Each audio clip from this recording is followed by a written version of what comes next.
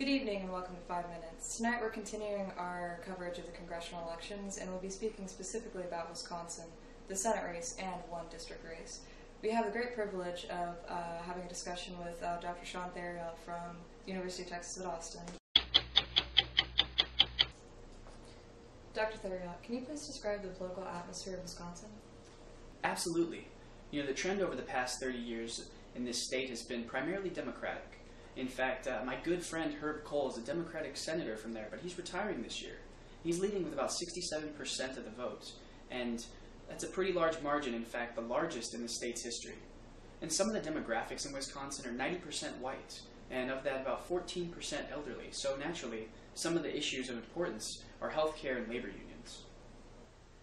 So what is your view of the candidates? So for this open seat, there are two quality challengers. For the Republican side, we have former governor of 14 years. His name is Tommy Thompson. In addition, he serves as the United States Secretary for the Department of Health. And on the other side, we have the Democratic candidate, Tammy Baldwin. She served as a United States Congresswoman for 12 years in Wisconsin District 2. And she's also, if elected, the first member of the LGBT community in the United States Senate. Can you briefly elaborate on each of their separate campaigns? So in thinking about their campaigns, let's discuss their fundraising. Tammy Baldwin's been able to honestly outdo Tommy Thompson because she's raised over twice as much as he has. He's gone through a vicious primary and that's caused to a struggle. So far, their negative advertisement have been prominent on both sides, but in honesty, Baldwin's been able to run some of these ads for an entire month of September without Thompson being able to run a single ad. An additional factor, something to consider, President Obama has planned 3 visits to the state of Wisconsin 1 week leading up to the election. So that's going to be something fresh in the voters' minds. So as far as predictions go, both have several factors to their advantage. They both have previous experience in running campaigns as well as holding office. Additionally, they both have a great name recognition in the state of Wisconsin. For Tammy Baldwin, unfortunately, she is running with the party of the president, and considering today's economic factors, that could be a bad sign for voters. On the other hand, she's running pretty close to the current senator, Herb Kohl. So if she were to lose, it would have to be an unprecedented 17% retirement slump. On the other hand, Tommy Thompson is running for Congress by running against it, as noted in my book.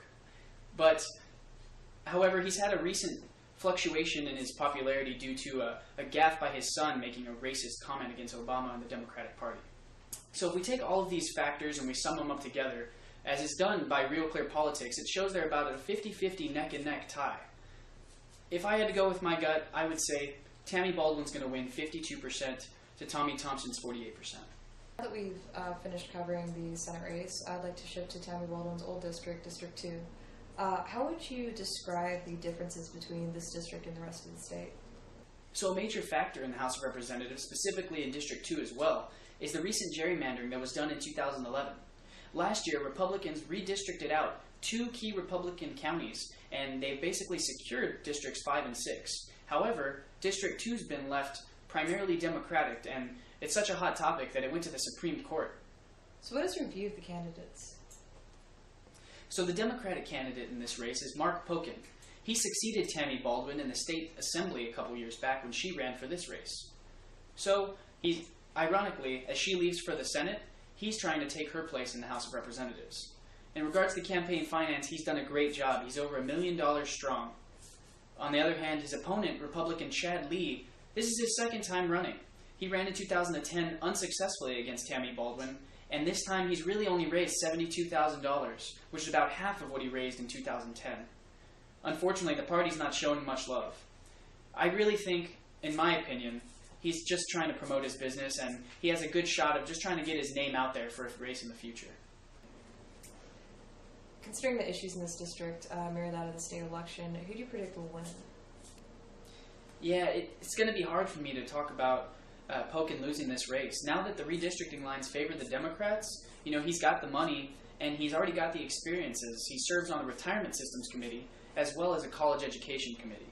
So I'm no historian, but I'm going to think that he's running as the incumbent in this race. So similar to the 2010 race in which Chad Lee lost to Tammy Baldwin, I'm going to say he loses this race and only gets about 38% of the vote, while Mark Pocan gets about 62%. Those are really interesting points, Dr. Theriault, and all seem to be really significant game changers, as opposed to the debates, which though they were heated, didn't seem to change public opinion very much, as both candidates were trying to gain the median voter. That's all the time we have today.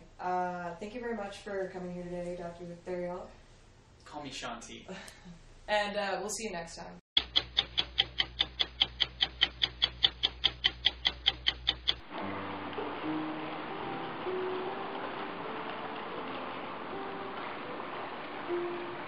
Want to get away?